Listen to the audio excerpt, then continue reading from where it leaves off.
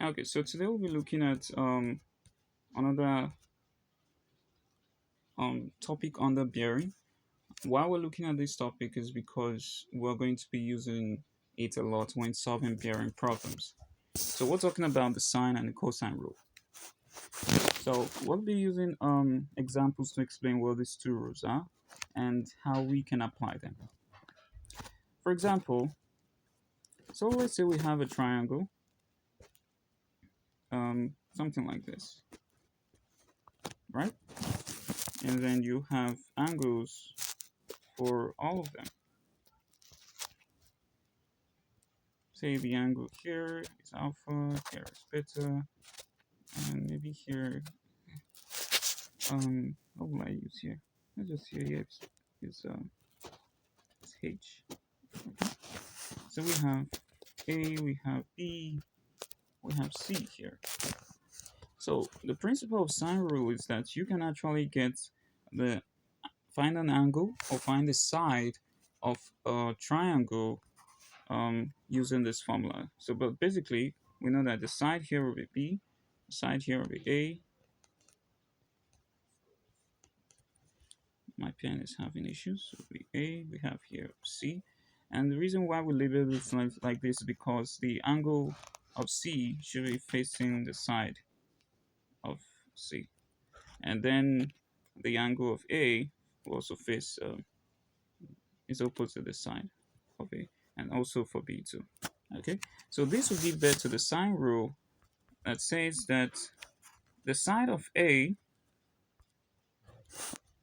is over the sine of angle of A equal to the side of B is over the sine of angle of B, and also equal to the sine the side of side C over the sine of angle. I'm having issues with my pen. Cannot believe this. Okay. Sine of C. Okay. So basically this is the sine rule. So let me just represent it well on another page. So sine rule is something like this. A over sine A equal to B over sine B equal to C over sine C. So these ones here, these are angles, okay? While this and this and this, we'll call them sides, okay? Sides of each of these angles. So this is exactly what sine rule is like. But how can we use this to find the sides and the angles?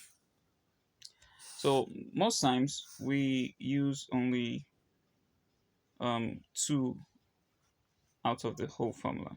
So it depends on which one is given. So if, for example, they give you C, give you this, and give you B, and they didn't give you this B here, this sine of B, but they gave you A and they gave you this here. So you're going to choose from using this to equate with this B here, or you're going to say, okay, let me use A to equate with this B here. So whichever one works, the major thing is you're looking for one value. So that's, I don't know if you understand what I said now, but if you do not understand, you can ask question though. But basically, the point is that we use sine rule to find sides and angles. For example, let's say we are asked to find, let me give a very quick example. I'm not supposed to do that, but just to explain things on how you can use it. Let's say you are asked to find the angle of a triangle. So this is a triangle, and this is side P, and this is angle P and Q, and then this is arrow, okay?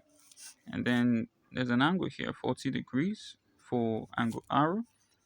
And then there's a side here, 10 meters. And then there's this side here, 50 meters.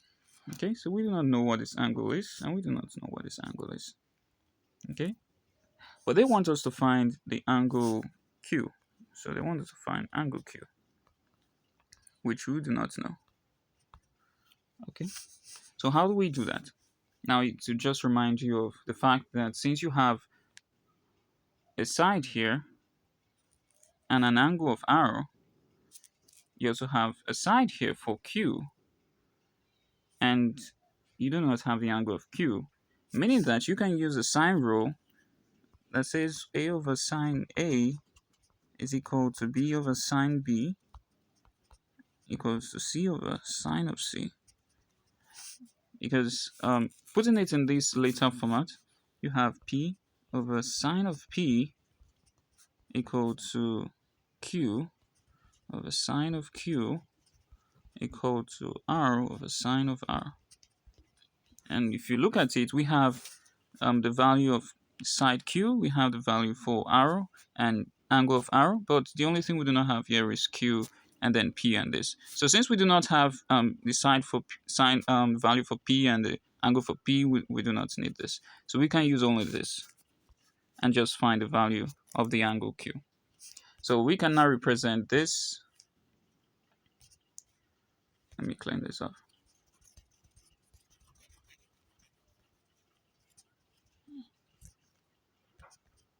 We can now represent this as Q. So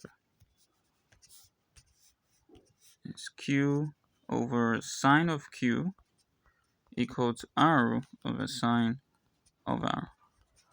So we know that Q, the side Q is here. So this is Q.